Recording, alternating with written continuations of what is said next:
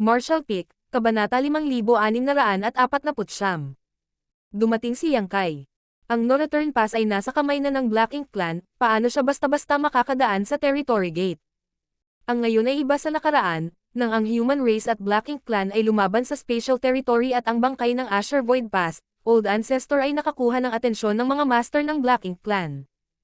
Hindi inaasahan ng Black Ink Clan na babalik siya mula sa Spatial Territory at ililigtas ang nahuli na si Ji Laosan.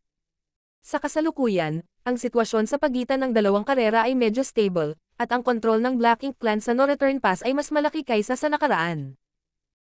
Kung ang Territory Gate ay may isang uri ng pananambang laban sa mga amo ng Human Race, siya ay lalakad patungo sa kanilang bitag. Sa makatuwid, pagkatapos niyang lisanin ang Spatial Territory, itinago niya ang kanyang mga landas at dumaan sa sunod-sunod na Great Territory, pagdating sa Black Territory. Mula doon, tahimik siyang pumasok sa Black Ink Battlefield. Ito ay masasabing ang tanging kilalang sikretong daanan na nag-uugnay sa 3,000 mundo at sa Black Ink Battlefield. Sa buong mundo, si Yang Kai lang ang makakadaan dito, dahil sa tuwing gagawin niya iyon, haharangyan niya ang lahat ng mga daanan ng pag-urong at ikilak ang lahat ng pasukan, kaya kahit na gusto ng Black Ink Clan na mag-imbestiga, hinding-hindi nila matutuklasan ang pagkakaroon ng sikretong daanan na ito. Ang lihim na daanang ito ay nakatulong na kay Yang Kai ng ilang beses. Ang lugar kung saan siya nagpakita ay ang Blue Sky War Zone pa rin, ngunit habang lumilipad siya, hindi na makita ni Yang Kai ang mga nakakalat na teritoryo ng Black Ink Clan at ang matayog na Blue Sky Pass na nakatayo sa hindi mabilang na taon. Habang nasa daan, nakatagpo si Yang Kai ng ilang team mula sa Black Ink Clan na nagmimina ng mga mapagkukunan, ngunit hindi niya ito pinansin. Inabot lamang siya ng 2 o 3 buwan bago makarating sa labas ng No Return Pass. Ang ganitong bilis ay makakamit lamang ng isang taong bihasa sa Space Principles.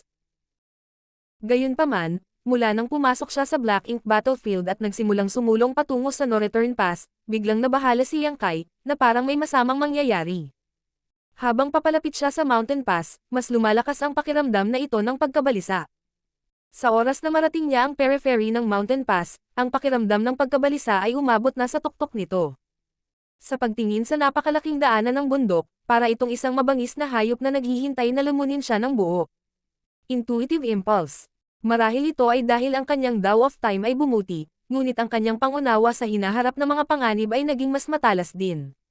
May malaking panganib sa hinaharap, kaya ang pinakamatalinong paraan ng pagkilos ay natural na sundin ang babala ng kanyang puso at agad na umatras.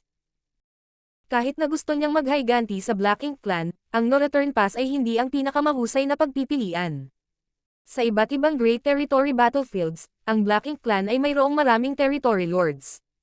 Sa labanan sa Ancestral Land, ang Black Ink Clan ay sinira ang kasunduan sa kanilang sariling kasunduan. Kung talagang gusto ni Yang Kai na pumatay ng ilang Territory Lords para ilabas ang kanyang galit, ang Black Ink Clan ay walang magagawa kundi ang magdusa sa katahimikan at hindi patuloy na makipagkulitan sa kanya. Gayunpaman, wala siyang choice kundi pumunta rito. Tungkol sa kung paano nagkaroon ng kakayahan ang Black Ink Clan na gawing Royal Lord ang Innate Territory Lord, kailangan pa rin niya itong imbestigahan ng mabuti. Kung ang pamamaraang ito ay isang espesyal na kaso lamang, kung gayon, ngunit kung ang pamamaraang ito ay talagang makapagsusulong sa kanila, ang Human Race ay kailangang maging maingat sa hinaharap. Kaya naman, nang walang pag-aalinlangan, pagkatapos mag-obserbo ng ilang sandali, si Yang Kai ay walang takot na sumugod sa No Return Pass. Hindi naman sa ayaw niyang itago ang kanyang aura, ngunit sadyang may Royal Lord na nagbabantay sa lugar na ito, hindi niya ito maitatago kahit anong mangyari. Sa halip na lihim na itago ang kanyang lakas, mas mabuting kumilos ng lantaran at walang awa. Ang bilis ni Yang Kai ay napakabilis, at sa sandaling nalantad ang kanyang aura, nag-teleport na siya sa tuktok ng high-grade Black Ink Nest at ibinaba ang kanyang palad. Ang matayog na Black Ink Nest ay nagpakawala ng dumadagandong na tunog habang ito ay bumagsak mula sa itaas hanggang sa ibaba. Bagamat ang Black Ink Nest ang pundasyon ng Black Ink Clan at maaaring magsilang ng hindi mabilang na mga master ng Black Ink Clan, hindi ito masyadong matibay. Hindi pa banggitin ang pinakamataas na 8th grade, kahit na ang 3rd grade o 4th grade Heaven Opening Realm Cultivator ay maaaring sirain ang isang Black Ink Nest sa isang suntok. Ito ay isang bagay na ginawa ni Yang Kai noong nakaraan, nang sirain niya ang 6 na high-grade Black Ink Nest. Tila dahil natalo sila noon, natutunan ng Black Ink Clan ang kanilang leksyon. Ngayon, ang high-grade Black Ink Nest ay wala ng anumang makapal na bakas, at ang bawat high-grade Black Ink Nest ay pinaghihiwalay ng malayong distansya. Sa ganitong paraan, kahit na sirain ni Yang Kai ang unang Black Ink Nest, kakailanganin niya ng panahon para sirain ang pangalawa, kaya hindi niya magagawang sirain ang ilan sa mga ito sa isang suntok. Sa sandaling nawasak ang high-grade Black Ink Nest, isang figure ang lumitaw mula sa mga guho. Ito ay isang Territory Lord. Ilang sandali, nataranta ang Territory Lord at hindi alam kung ano ang nangyayari. Matapos maramdaman ang nakagugulat na hangarin ni Yang Kai na pumatay, lumingon siya at sumigaw. Yang Kai. Upang mabigyang daan ang isang hindi pamilyar na Black Ink Clan Master na makilala ang kanyang pagkakakilanlan, kitang-kita ang katanyagan ni Yang Kai. Sa kanyang gulat, ang Territory Lord na ito ay walang intensyon na makipag-away kay Yang Kai at tumalikod upang tumakas, ngunit ang kawalan ay biglang nagyelo at ang kanyang paningin ay biglang lumabo. Pagtaas ng kamay at tumangala, nakita niya ang isang higanteng palad na bumababa mula sa langit. Ang Black Ink strength ng Territory Lord na ito ay baliw na lumundag, ngunit hindi niya napigilan ang nakakatakot na kapangyarihan ng palad na ito at direktang nabasag sa tinadtad na karne.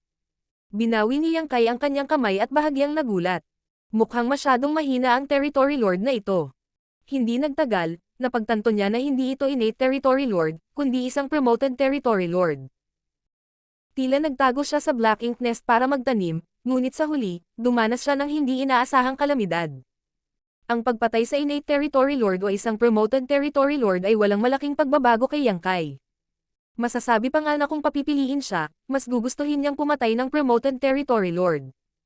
Ito ay hindi dahil ang huling Territory Lord ay mas mahina at mas madaling patayin, ngunit dahil ang huling Territory Lord ay nagkaroon ng pagkakataon na maging isang Royal Lord. Bagamat hindi mataas ang tsansa na mangyari iyon, kung nakapatay pa siya ng ilan pa, maaaring mapatay niya ang isang hinaharap na Royal Lord. Ang paglipol sa Black Ink Nest at pagpatay sa Territory Lord ay tila isang komplikadong proseso, ngunit ito ay talagang napakabilis.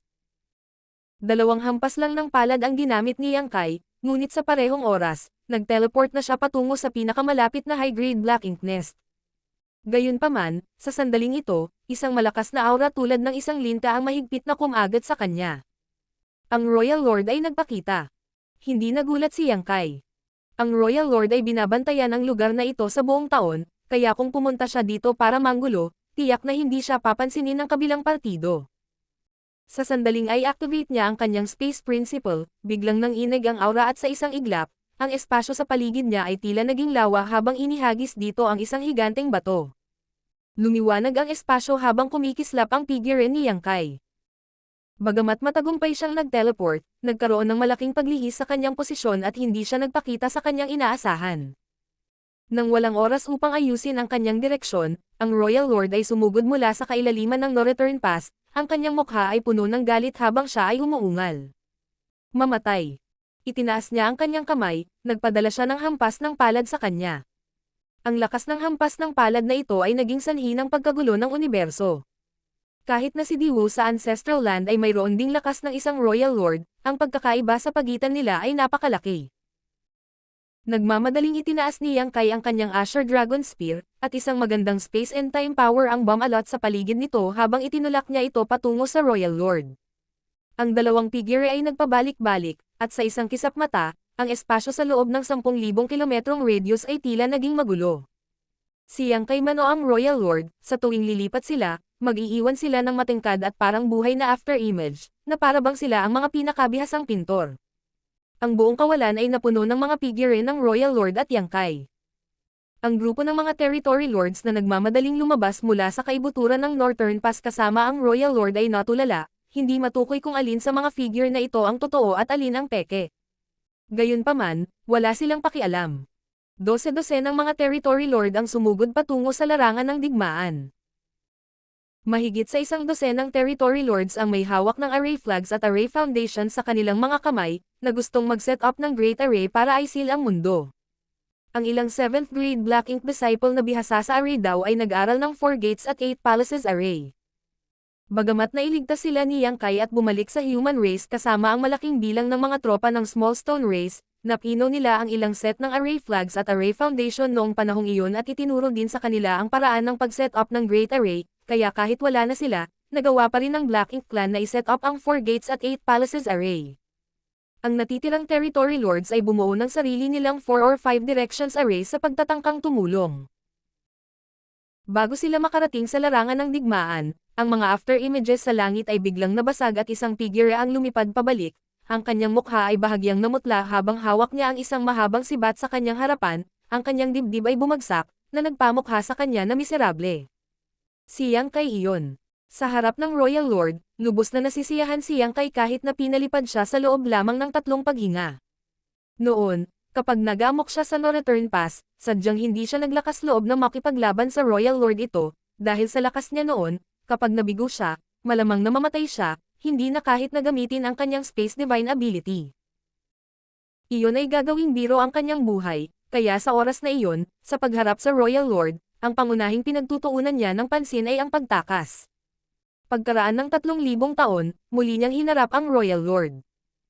Bagamat malayo pa siya sa pagiging kalaban ng kalaban, at least nagawa niyang pilitin ang sarili na makipagpalitan ng ilang suntok, na higit na mas mahusay kaysa sa huling pagkakataon.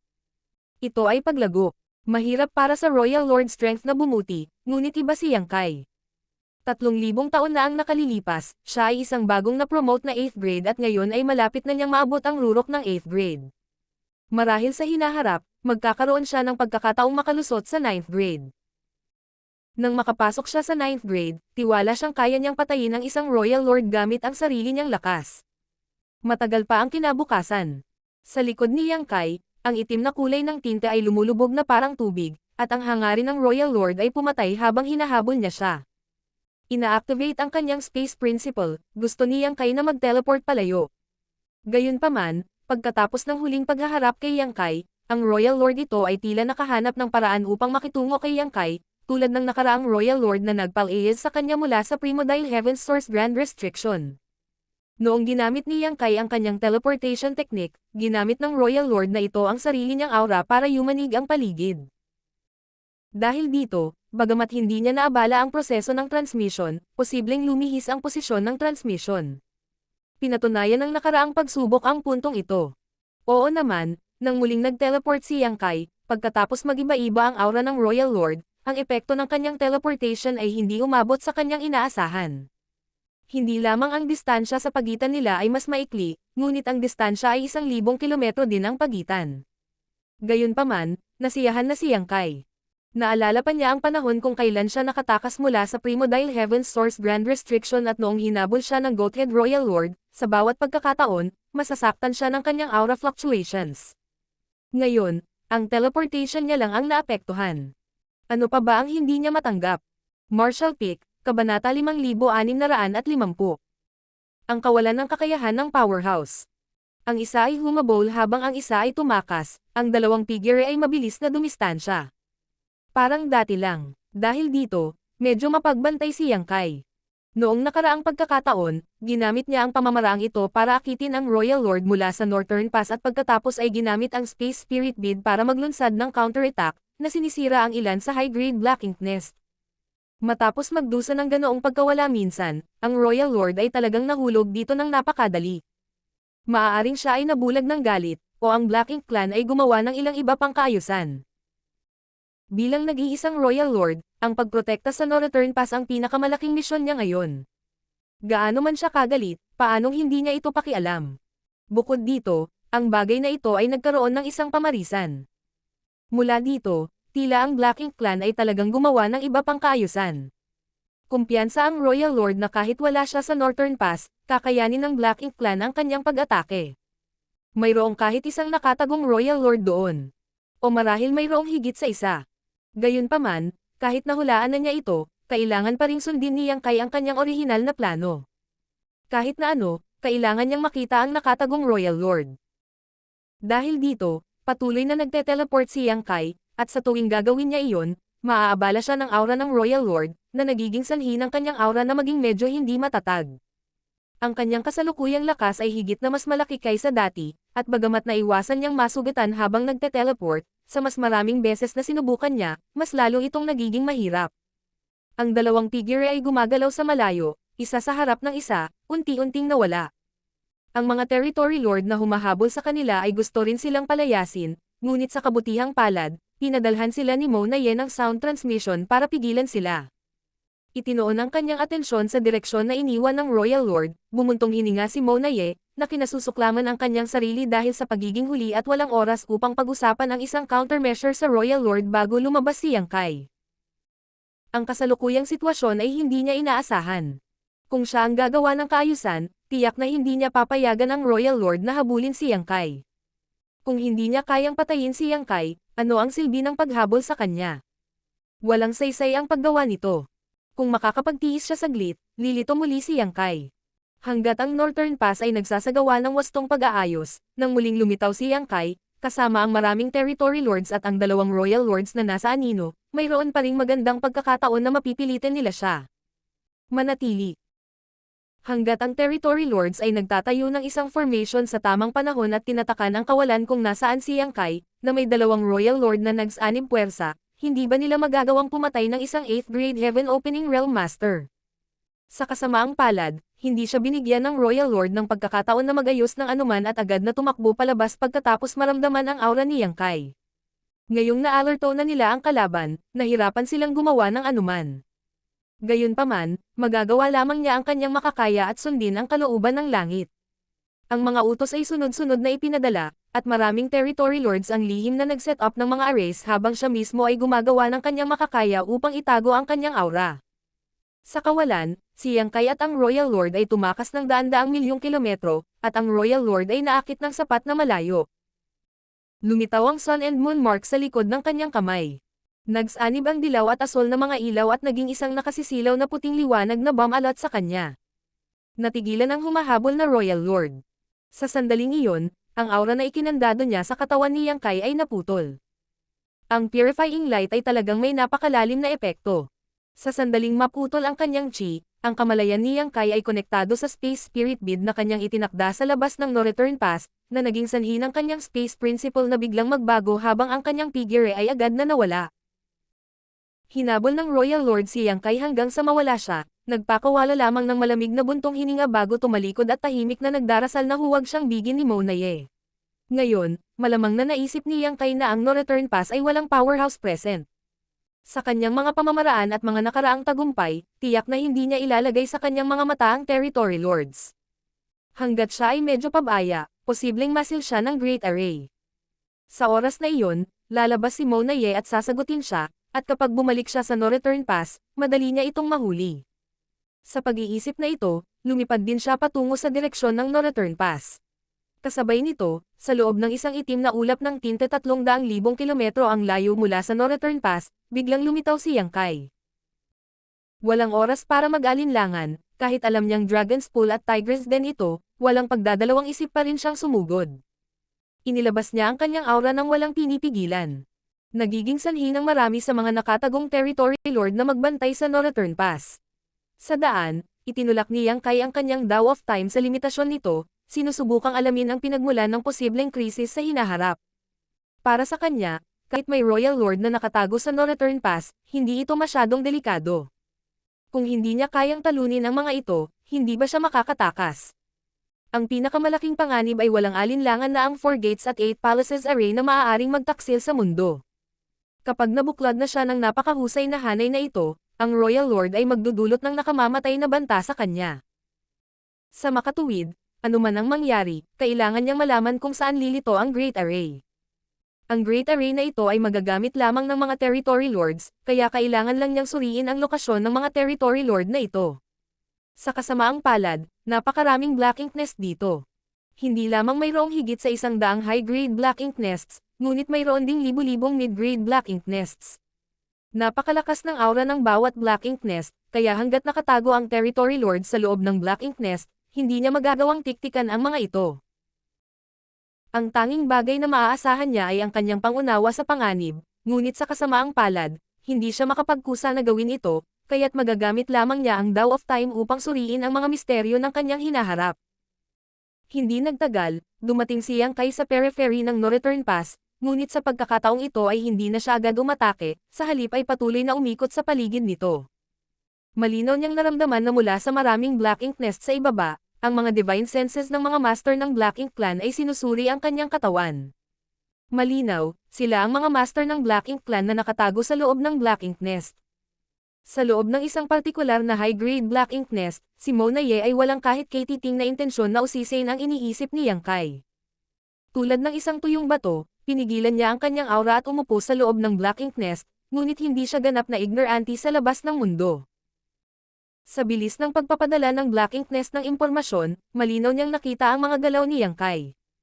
Medyo nabigla siya sa ginawa ni Yang Kai. Sa lohikal na pagsasalita, ang Royal Lord ay naakit na ni Yang Kai, at ngayon na ang oras para kay Yang Kai na ilabas lahat. Sa kanyang kasalukuyang lakas, magiging mahirap para sa mga territory lords na pigilan siya sa pagsira sa black ink nest. Hanggat gusto ni Yang Kai, madali niyang sirain ang ilang high-grade black ink nest. Hanggat naglakas loob siyang kumilos, magkakaroon ng pagkakataon ang Black Ink Clan na bitag siya. Gayunpaman, hindi niya ginawa iyon. Sa halip, nagpatuloy siya sa pagsisiyasat sa paligid ng Northern Pass. Anong matalas na pandama? Ang kanyang pag-iral ay tiyak na hindi na-expose, ngunit ang mga karanasan na naranasan niya sa Ancestral Land ay tiyak na naging sanhi ng human race killing star na maging mapagbantay patungo sa Black Ink Clan. Maaari niyang hulaan na may Royal Lord pa rin dito. Si Mona Ye ay parehong nasa sabik at medyo nanghihinayang. Ang ikinatuwa niya ay ang pakikipaglaban sa ganitong uri ng kaaway ay higit sa kanyang kagustuhan. Ang ganitong uri ng labanan ay higit na kawili-wili kaysa sa pakikipaglaban ng direkta. Sa kasamaang palad, ang ganitong uri ng kaaway ay nakatadhana na mahirap harapin, kaya ang kanyang iba't ibang mga pagsasaayos ay maaaring hindi kinakailangang maging kapaki-pakinabang. Sa labas ng Northern Pass, biglang nanliit ang mga mata ni Yang Kai at mabilis siyang umatras ng malayo. Mula nang magsimula siyang mag-explore sa paligid ng Northern Pass, isang mahinang pakiramdam ng pagkaalarma ang nananatili sa kanyang puso, ngunit ngayong naabot na niya ang posisyong ito, ang pakiramdam ng pagkaalarma na ito ay biglang tumaas ng husto. Walang alinlangan itong nangangahulugan na ang Locusyong ito ay lubhang mapanganib. Kung aatakihin niya ang Northern Pass mula sa Locusyong ito, maaaring mahulog siya sa bitag ng Black Ink Clan. Ang Royal Lord ba? O ito ba ay ang 4 Gates at 8 Palaces array? Hindi alam ni Yang Kai. Kinakalkula ang oras na aabutin para makabalik ang Royal Lord, tumakbo si Yang Kai sa paligid ng Northern Pass sa masayang bilis at gumawa ng isang makabuluhang pagtuklas. Mayroong 3 mga lokasyon na lubos na nagpapataas ng alarma sa kanyang puso. Ang 3 lugar na ito ay tiyak na mapanganib, at kahit na ang ibang mga lokasyon ay medyo hindi matatag, walang gaanong pagkakaiba.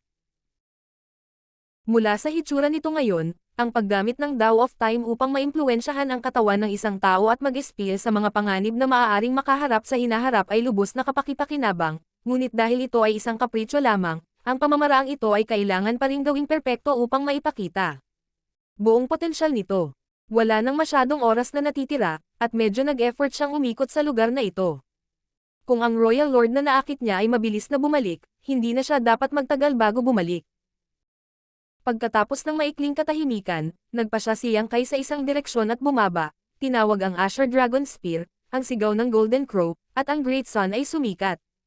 Dala ang Great Arrow gamit ang kanyang sibat, pinaputukan niya ito ng diretso patungo sa Black Ink Nest. Sa loob ng Black Ink Nest, isang innate territory lord ang natakot sa kanyang talino. Hindi pa niya nakaharap si Yang Kai ng direkta, kaya mahirap para sa kanya na makaranas ng ganoong nakakatakot na pressure. Bagamat matagal na niyang narinig ang katanyagan ng human race killing star, pagkatapos lamang niyang maranasan ito para sa kanyang sarili ay tunay niyang naunawaan kung gaano kalakas ang kabilang partido. Sinumpa niya si Yang Kai sa kanyang puso, mayroong daan-daang high-grade Black Ink Nest sa Northern Pass. Hindi pumili si Yang Kai ng iba pang ink nest na aatakehin, sa halip ay pinili niya ang pinagtatagwan niya. Gayunpaman, sa harap ng pag-atake ni Yang Kai, hindi siya makatakas. Ano man ang mangyari, dapat na protektahan ang high-grade Black Ink Nest. Kung siya ay maglakas loob na tumakas, ang kanyang kapalaran ay tiyak na isang sakripisyo para sa fusion technique. Sa isang galit na dagandong, ang Territory Lord ay nagmamadaling lumabas mula sa Black Ink Nest at sumugod patungo sa Great Sun, na nagpapakita ng walang awan na tingin sa kanyang mukha. Napilitan sa isang dead end, naging matapang din ang Territory Lord na ito. Kasabay nito, ang mga aura ng iba't ibang nakatagong Territory Lords sa nakapaligid na lugar ay nahayag, at marami sa kanila ang mabilis na pinagsama ang kanilang mga aura at bumuo ng isang battle formation habang sila ay sumugod patungo sa Yang Kai. Sa loob ng Black Ink Nest kung saan nagtatago si Mona Ye, hindi niya maiwasang mapabuntong hininga at walang magawang humakbang palabas.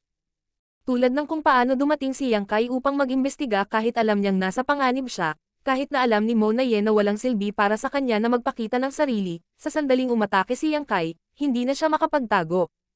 Kung patuloy siyang magtago, hindi niya ilalantad ang kanyang sarili, ngunit sa mga pamamaraan lamang ng Territory Lords, magiging mahirap na pigilan si Yang Kai na sirain ang Black Ink Nest. Sa oras na iyon, sino ang nakakaalam kung gaano karaming high-grade Black Ink Nest ang magdurusa? Minsan, ang malakas sa mundo ay magiging walang magawa, imposibleng maging maayos ang lahat. Tumaas ang momentum ng Royal Lord habang tahimik siyang sumusugod kay Yang Kai. Umaasa si Mona Ye na makaramdam siya ng kaunting takot. Hindi nagpakita ng anumang senyales ng takot si Yang Kai, sa halip ay nagpakita ng kaginhawaan. Nang maramdaman niya ang aura ng Royal Lord na ito, naabot na niya ang karamihan sa kanyang layunin. Martial Peak, Kabanata 5651. Pagsisiyasat. Oo naman, mayroong higit sa isang Royal Lord sa Northern Pass. Bukod sa naakit niya, may isa pang nakatago. Naramdaman pa ni Yang Kai na medyo pamilyar ang aura ng Royal Lord na ito, na parang naramdaman na niya ito sa isang lugar noon. Nang walang anumang oras upang isipin, ang araw sa kamay ni Yang Kai ay tumama na sa Territory Lord na nagmamadaling patungo sa kanya mula sa ibaba. Ang itim na ulap ng tinte ay agad na kumalat, at ang makapangyarihang Territory Lord ay tila tinamaan ng kidlat. Ang dugo ay bumulwak mula sa kanyang bibig nang bumagsak siya sa lupa sa mas mabilis na bilis kaysa dati. Sa isang strike lang, nasugatan na siya. Bagamat narinig niya na pinatay ni Yang Kai ang kanyang kasama na hindi mas mahina kaysa sa kanya sa 3 galaw, sabi-sabi lang iyon. Pagkatapos lamang niyang personal na maranasan ito ay mauunawaan niya ang kawalan ng kapangyarihan ng pagharap sa human race killing star na ito. Ang human race ay maaaring gumawa ng isang makapangyarihang master. Ang tanging magandang bagay para sa Territory Lord na ito ay hindi ginamit ni Yang Kai ang secret technique na iyon na maaaring makasakit ng kanyang divine soul sa kanya ng maaga, kung hindi ay bangkay na siya ngayon. Ang shockwave mula sa pagsabog ay naging sanhi pa ng marahas na pagyanig ng high-grade Black Ink Nest sa ibaba, na naging dahilan upang manginig sa takot ang grupo ng mga master ng Black Ink Clan. Sa kabutihang palad, hindi masyadong malakas ang mga aftershocks, kaya hindi nagtagal ay ligtas at maayos ang Black Ink Nest. Nagsama-sama ang 4 na kalapit na Territory Lords na bumuo ng 4 Directions Array, at ilang sandali lang ay masasali nila siya. Sa hindi kalayuan, mabilis na lumalapit ang aura ng Royal Lord. Kapag siya ay nasangkot sa 4 na Territory Lords, tiyak na mahuhulog si Yang Kai sa isang mapanganib na sitwasyon. Hindi pa banggitin, bahagyang napansin niya na sa sandaling salakayin niya ang Black Ink Nest, mahigit 100 ng Territory Lords ang lumipad palabas sa lahat ng direksyon, bawat isa sa kanila ay may hawak na bandila. Sa hitsura nito, halatang naghahanda silang mag-set up ng array. Ang tugon ng Black Ink Clan ay napakabilis, na parang ilang beses na nila itong sinanay. Kahit saan man umatake si Yang Kai, palagi siyang mahuhulog sa kanilang bitag. Alam ni Yang Kai na tiyak na hindi ito ang oras para magkasalikop. Hindi niya mabilis na makaharap ang Territory Lords na bumuo ng battle formation, maliban kung i-activate niya ang Soul Shattering Spike. Gayunpaman, ang kanyang soul injury ay hindi pa ganap na gumaling, kaya hindi siya nang ahas na gumamit ng Soul Shattering Spike ng masyadong maraming beses. Kapag siya ay naging baliw, siya ay tunay na maghuhukay ng kanyang sariling libingan. Sa makatuwid, desidido niyang itinulak ang kanyang sibat patungo sa Black Ink Nest at agad na isinaaktibo ang kanyang Space Principle upang mag-teleport palayo. Ang 4 na Territory Lords na bumuo ng battle formation ay sumugod na, ngunit sa isang kisap mata, si Yang Kai ay wala kahit saan. Sa isang sandali ng pagkalito, agad ding huminto si Mona Ye at ibinaling ang kanyang ulo upang tumingin sa isang tiyak na direksyon. Ang mga Territory Lords na hawak pa rin ang kanilang mga bandila ng array at naghahanda na i-set up ang pormasayon ay nagmamadali pa rin patungo sa kanilang itinalagang posisyon, ganap na walang kamalayan na ang kalaban ay nakatakas na. Tanging ang Territory Lord na nasugatan ng Golden Crow Casting Sun ni Yang Kai ang nagpakawala ng galit na galit at, hindi pinapansin ang sarili niyang magulong lakas at mga pinsala, sumugod patungo sa sibat na kakalabas lang ni Yang Kai. Kung hindi niya haharangan ang sibat na ilaw na ito, ang magiging mabigat ay ang high-grade Black Ink Nest. Puno ng pighati at galit ang kanyang puso, ngunit wala siyang magawa. Ang proteksyon na ulap ng itim na tinta, na halos hindi niya nagawang buhayin, ay tinusok ng sibat na ilaw at isang butas ang lumitaw sa kanyang katawan.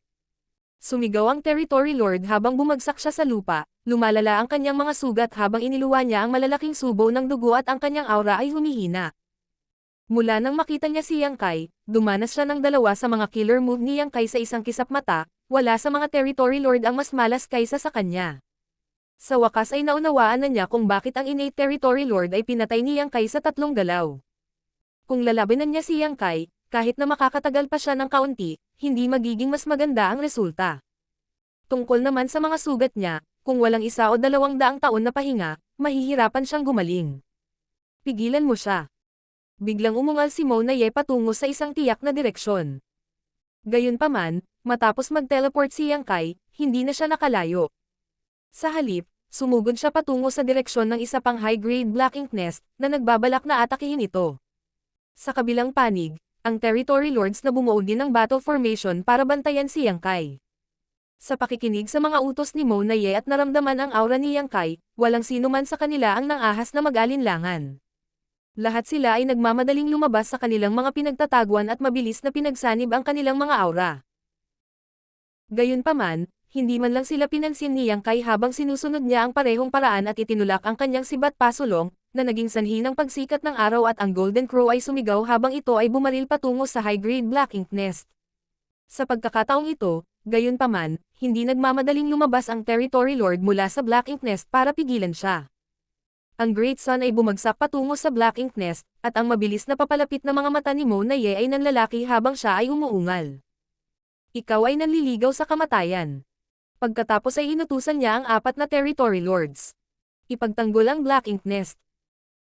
Nang marinig ito, mabilis na na-activate ng 4 na Territory Lords ang kanilang secret techniques para harangin ang Great Sun mula sa 4 na direksyon, nagpadala ng serye ng secret techniques na tumama sa Great Sun, na naging dahilan upang ito ay mabilis na lumabo. Buti na lang at hindi pa huli ang lahat. Nang masira ang araw, ang Black Ink Nest ay nanginginig lamang ng ilang beses bago ito ganap na ligtas. Nakahinga ng maluwag ang lahat ng master ng Black Ink Clan. Sinugod na ni Mona Ye si Yang Kai sa kanyang pinakamabilis na bilis, at ang 4 na Territory Lords na nasa battle formation ay gumagalaw din sa paligid ni Yang Kai sa pagtatangkang pigilan siya. Hindi ito magtatagal. Hanggat mapipigilan niya sila ng ilang paghinga, darating si Mona Ye. Paano sila mabibigyan ni Yang Kai ng ganoong pagkakataon? Muli niyang isinaaktibo ang kanyang Space Principle at nawala, sa pagkakataong ito ay lumilitaw sa ibang direksyon. Sa direksyong iyon, isang napakagandang araw ay sumikat at umalangaw-ngaw ang sigaw ng isang Golden Crow. Lahat ng Territory Lords ay pagod na pagod, at ito ang unang pagkakataon na naramdaman ni Mona Ye na walang kapangyarihan. Sa pagharap sa isang misteryoso at mailap na kalaban, gaano man karami ang mga master ng Black Ink Clan, hindi nila napigilan ang kanyang mga galaw at wala rin silang magawa. Ang lahat ng mga master ng Black Ink Clan ay parang mga puppet sa mga kamay ni Yang Kai, nagagawa lamang nilang sundin ang kanyang ritmo at gumagalaw. Kung gusto ni Yang Kai na pumunta sila sa silangan, kailangan nilang pumunta sa silangan, kung gusto niyang pumunta sila sa kanluran, kailangan nilang pumunta sa kanluran. Ang susi ay ang lakas ng taong ito ay malupit, kaya 1 o 2 Territory Lords ay hindi maglalakas loob na kumilos ng may pagmamataas sa harap niya. Sa pamamagitan lamang ng pagbubuo ng hindi bababa sa 4 directions array ay magiging ligtas ang Territory Lords. Paulit-ulit, lumilitaw ang figure ni Yang Kai sa lahat ng direksyon ng No Return Pass, at sumikat din ang sikat ng araw. Sa tuwing susubukan niyang sirain ang Black Ink Nest, pipigilan siya ng mga master ng Black Ink Clan. Napakaraming Territory Lords dito, kaya kahit saan siya pumunta, palaging may mga Territory Lord na darating para pigilan siya. Malaki rin ang naging papel ng dispatch ni Mona Ye. Gayunpaman, ang layunin ni Yang Kai ay nakamit.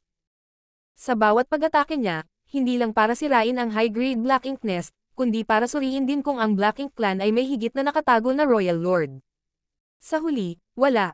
Kung talagang may pangatlong Royal Lord, hindi siya makakaupaw ng tahimik sa sandali ng krisis ng Black Ink Nest at malamang na lumitaw noon pa. Bukod dito, sa pagsanib puwersa ng 2 Royal Lords at sa maraming Territory Lords, may pagkakataon na may baba nila siya. Mula dito, makikita na hindi mali ang dati niyang hula tungkol sa Royal Lord.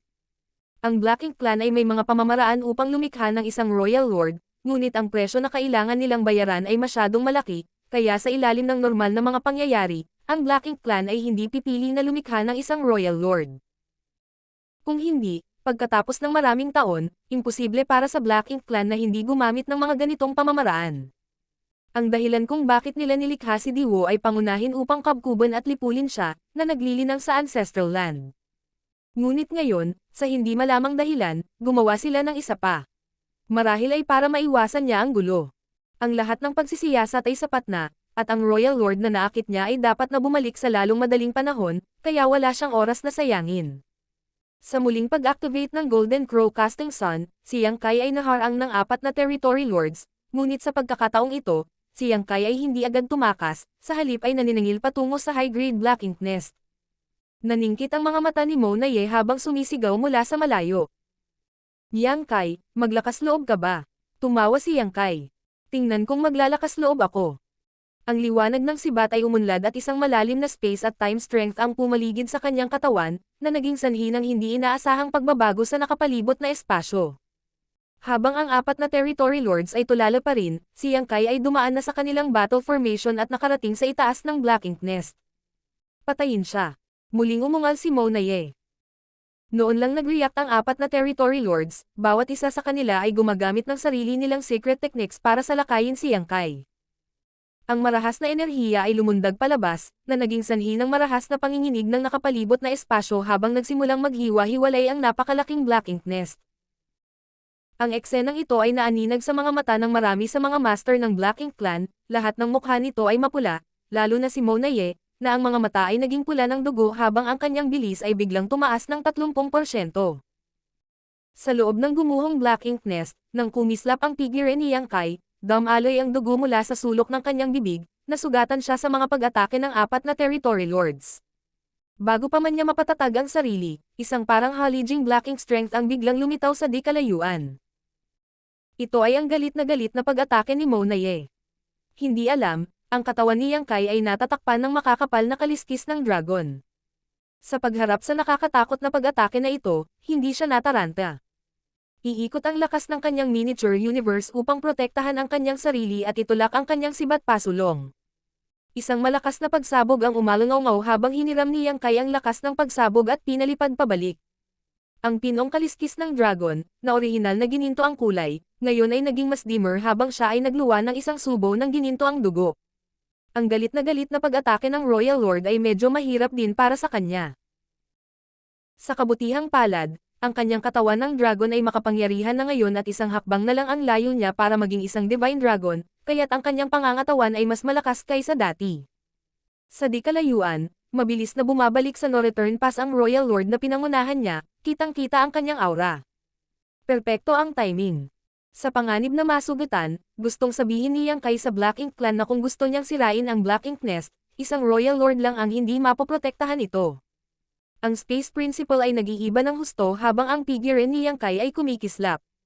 Sa pagkakataong ito, hindi na siya masyadong nag-teleport at lumipad lamang ng 100,000 kilometro bago tumalikod at tumingin pabalik sa no-return pass. Gusto pa ring ituloy ng Territory Lords, ngunit itinaas ni Mo na Ye ang kanyang kamay at sumigaw. Huwag humabol. Ang grupo ng mga Territory Lords ay nakahinga ng maluwag at nanlamig. Nang bumalik ang Royal Lord, bagamat ramdam niya ang aura ni Yang Kai mula sa malayo, hindi niya ito inatake, marahil dahil alam niyang hindi niya kayang patayin si Yang Kai, kaya hindi siya nag-aksaya ng anumang pagsisikap. Paglingon niya sa paligid ay bahagyang lumungkot ang mukha niya. Nawasak ang isang high-grade Black Ink Nest. Kahit na sa ilalim ng premise na si Mo na Ye ang personal na namamahala sa lugar na ito, ang Black Ink Nest ay nawasak pa rin, na naging dahilan upang hindi siya nasisiyahan. Akala niya sa kanyang pagbabalik, masasaksihan niya ang eksena ni Mo na Ye na pinamunuan ang Territory Lords upang palibutan si Yang Kai, ngunit sinong mag-aakala na ang resulta ay magiging sobrang nakakadismaya. Nakaramdam ng hindi kasiyahan ng Royal Lord, yumuko lang si Mo na Ye at humingi ng tawad, ipinaliwanag ang nangyari. Hindi umimik ang Royal Lord. Kahit nagalit siya, alam din niyang ginawa ni Mo na Ye ang lahat ng kanyang makakaya. Ang pagharap sa isang kaaway na tulad ni Yang Kai, kahit na personal siyang magbantay, malamang na wala siyang magagawa.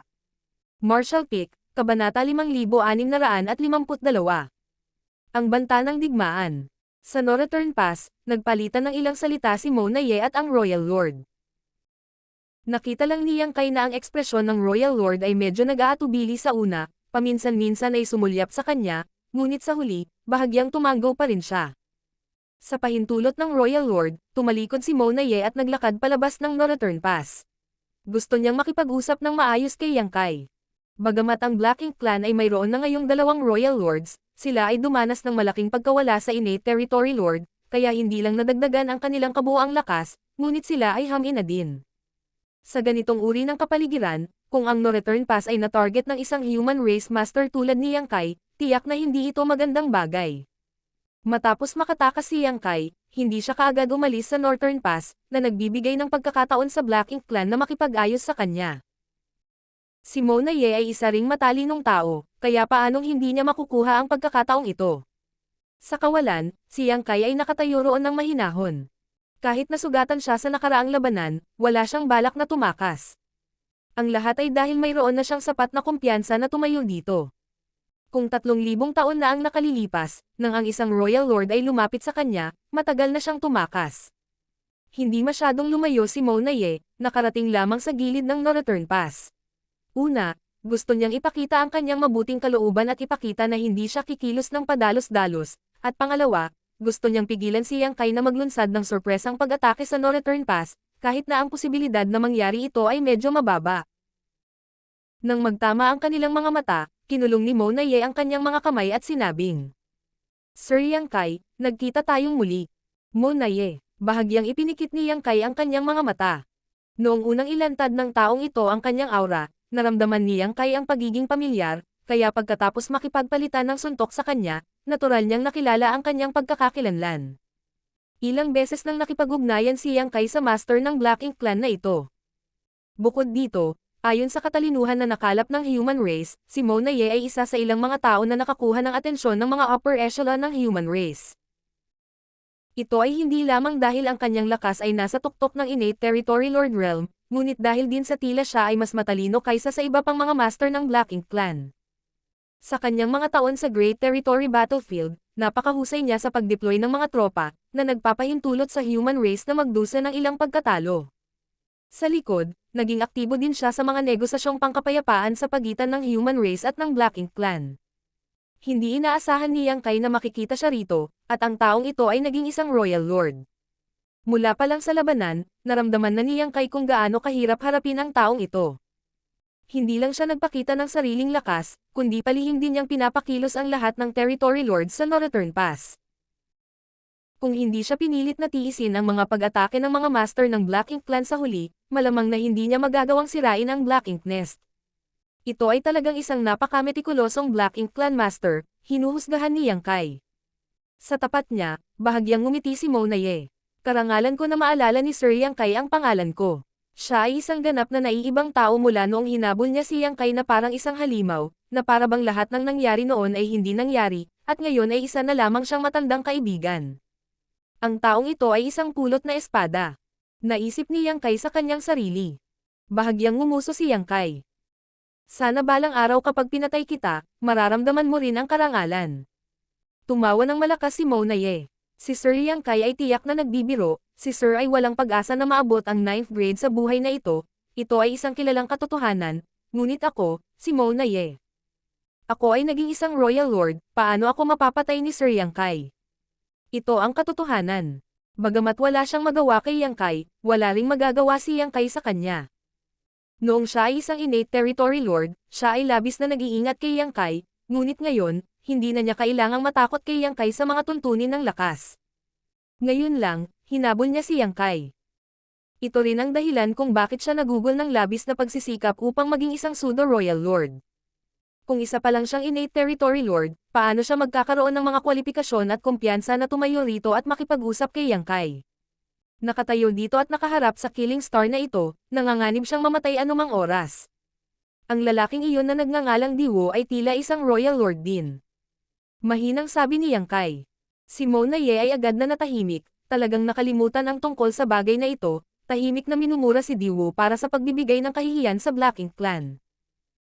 Ang komprontasyon ng pag-uusap na ito ay medyo nakakainip, at si Mona Ye ay lihim na naiinis sa kanyang sarili dahil sa pagtatangkang makipagtalo kay Yang Kai. Ito ay hindi isang bagay na ang Black Ink Clan ay mahusay sa, ito ay palaging isang tagumpay para sa human race sa mga bagay na ito. Pagbabago ng paksa, sumigaw siya. Sir Yang Kai, pumunta ka sa Northern Pass para saktan ang aking territory lord at sirain ang aking Black Ink Nest. Nandoon pa rin ang kasunduan ng dalawang lahi, na nakakaapekto sa sitwasyon ng langit. Hindi ba't masyado mo nang binabaliwala ang napakaraming isyo na napag-usapan natin noon? Napakurap si Yang Kai, halos matawa sa galit. Hindi niya inaasahan na bago niya pahihirapan ang mga bagay-bagay, susubukan ng lalaking ito na maglaro ng sisihan. Sa huli, sinabayan lang ni Yang Kai ang kanyang mga salita. Oo, ano? Buong pagmamalaking itinaas ang kanyang ilong, sinabi ni Yang Kai. Kung hindi mo ako mapipigilan ngayon, ang haring ito ay papatayin ang kanyang daan patungo sa Great Territory Battlefield at papatayin ang lahat ng Territory Lords. Ang lakas ng loob mo. Ang tunay na Royal Lord ay umungal sa galit. Kung gayon maghintay at tingnan lamang. Habang nagsasalita si Yang Kai, tumalikod siya at naghanda na umalis, ang Space Principal ay pabago-bago sa paligid niya na nagdulot ng mga ripples sa hangin.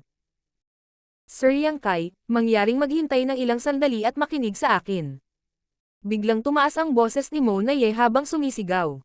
Nilinggan ni Yang Kai ang kanyang ulo at malamig na nagtanong. Ano ito? Naikuyom ni Mo na Ye ang kanyang mga kamao patungo sa kanya, na nagpapahiwatig na maghintay siya ng ilang sandali bago tumalikod at yumuko patungo sa Northern Pass, nagpadala ng voice transmission sa Royal Lord para pakalmayan ang kanyang galit. Ang eksenang ito ay naging sanhi ng bahagyang pagpikit ng mga mata ni Yang Kai, na nakitang medyo kawili-wili ito. Pareho silang Royal Lords, ngunit itong si Mo na Ye ay talagang napakagalang sa orihinal na Royal Lord. Ang Black Ink Clan ay hindi isang clan na nagmamalasakit sa seniority at mga kwalifikasyon. Sa Northern Pass, ang Royal Lord na ito ay tiyak na gumawa ng malaking kontribusyon sa Black Ink Clan, ngunit si Mo na Ye ay isa na ngayong Royal Lord at natural na may mga kwalifikasyon na tumayo sa pantay na katayuan sa kanya. Gayunpaman, sa pamamagitan lamang ng pagtingin sa ugali ni Mo na Ye, masasabi niyang subordinate pa rin siya. Kung titingnan ito sa ganitong paraan, sa huli, lakas ang lahat. Kahit na si Mo na Ye ay isa ring Royal Lord, hindi niya maipakita ang kanyang buong lakas.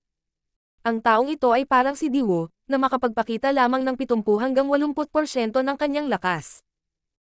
Nagpa siya si Yang Kai na tawagin ang isang pag-iral tulad ni Mo na Ye bilang pseudo-Royal Lord para ipakita ang pagkakaiba niya sa isang tunay na Royal Lord. Pagkaraan ng ilang sandali, tinapos ni Mo na Ye ang kanyang pakikipag-usap sa Royal Lord. Makulimlim ang mukha ng huli na tila may tubig na tumutulo mula rito.